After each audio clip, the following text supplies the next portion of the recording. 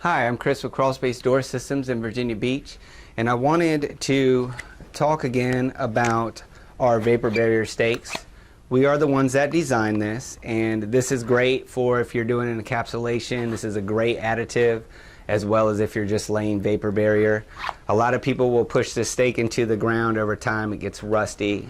You might take it to the knee and it definitely hurts, or when you're trying to lay new vapor barrier, you're trying to locate all these. So we designed this for a couple reasons. We've got black and white, obviously depending on the job you're doing. All you do is slip in your sod stake or your poly stake into this. And when you lay your vapor barrier, you can literally push it in, or you can use a rubber mallet if you have a hard clay area or a very solid surface. So this is great. It makes your encapsulation look wonderful and complete. You can even go the extra mile and tape over it. If you have any questions, visit our website at crawlspacedoors.com.